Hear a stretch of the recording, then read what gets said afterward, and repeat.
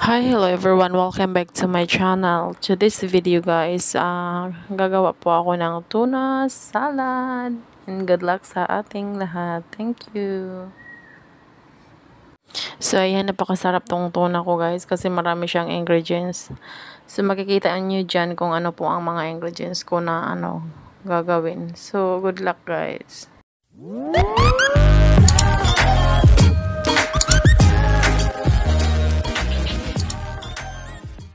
Hi, hello guys. Ayan, magsimula na tayo pag-cut ng red pepper.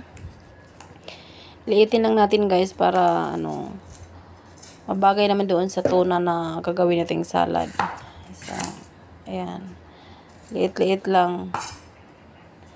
So, kailangan tanggalin nyo din yung white na sa ilalim ng red pepper para hindi siya madaling mapanis. Yun po ang sekreto ng mag-salad kayo na pangmatagalan. So, tanggalin nyo yan. Ayan, tinatanggal ko yung white niya sa ilalim. So, ayan, tapos na tayo nag-cut ng red pepper, guys. Pagkatapos niyang mag-cut ng red peppers, mag-cut na naman tayo ng pickles cucumber. Mas masarap kasi kung lagyan natin siya ng pickles cucumber para para may konting asim-asim at saka malasa-lasa. Kasi alam nyo naman ang tuna walang lasa yan eh. Parang lang. Hindi malasa yung tuna talaga. So, liitin lang din. Kagaya ng ginawa nyo sa red pepper. Liit-liit lang pagkakat. Para mas bagay doon sa tuna na ilalagay nyo sa tuna salad. So, very easy lang talaga ito gawin guys. Very simple lang. Pwede ito nyo gayahin sa mga bahay ninyo kung may mga ingredients kayong ganito. Simple lang talaga siya kasi nga may mga ganito naman tayo sa ating lugar. So, pwede tayo magbili at maggawa tayo ng ganito. So, sunod niyan, pagkat ko, ayan, i-mix na natin siya.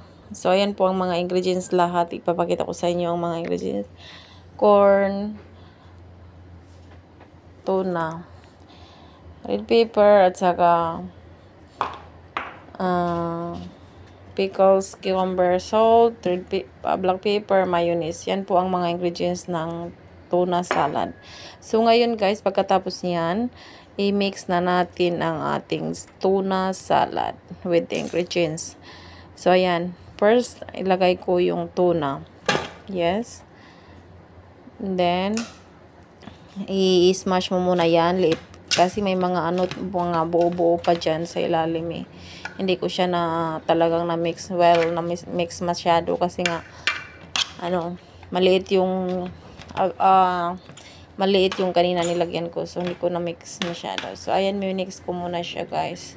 Para maliit yung tuna na mga buo-buo. So, ayan, nilagyan ko ng pickles. Hindi ko muna inubos guys kasi nga ang dami ng pagkahiwa ko. So, ayan. Red pepper. Yan. Pagkatapos yung corn. Very easy lang guys. Hiwa-hiwa lang at saka mix. Yun lang. Pwede mo katapos yan pwede ka nang kumain.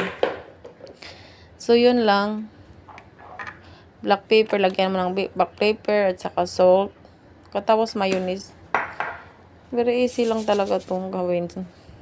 Ayan, salt. Mayonnaise. Sa mayonnaise guys at saka mga mayonnaise, black pepper, salt, kayo na po ang magtsansa kung gusto nyong maalat-alat. Kung gusto nyong light lang, kayo na po ang magtsansa guys. Kasi hindi naman tayo pare-pareho yung test natin. So, itong ginawa ko guys, mga tips lang to sa inyo na kung pwede nyo gawin kasi hindi naman din tayo pare-pareho na gumagawa ng tuna salad. May mga iba din mga style nila nga hindi ganito. So, ito yung tips ng tips ko lang sa inyo to kung paano nyo gawin. At saka itong style nila is Israeli style.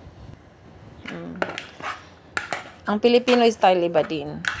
So, tips ko lang to sa inyo kung sakaling gagawa kayo na kung anong mga ingredients kayo, at least may idea kayo guys. So, ayan, gimix ko na siya para ready na to eat. So, napakadami yan kasi 5 ang ginawa ko yan kasi marami nga kami dito sa bahay. Kaya dinamihan ko na siya, guys. So, ayan.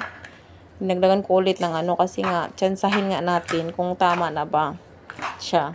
So, nung time na nilagyan ko siya ng mayonnaise, hindi pa talaga siya tama. Parang may kulang. So, pag may ganyan, guys, syempre, anong iisipin nyo? Anong gagawin nyo? Dagdagan nyo ulit.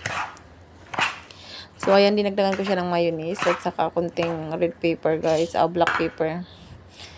Kasi nga, parang hindi ano. Tapos, ngayon, okay na siya. Tapos na. So, good luck sa atin kung tama talaga yung pagkatimpla na yan. Pero I'm sure talaga, guys, masarap yan. I'm sure. So, anyway, guys, good luck sa lahat. Thank you so much sa inyong mga suporta. Ug sa mga nagsishare sa aking mga video, guys. Thank you so much.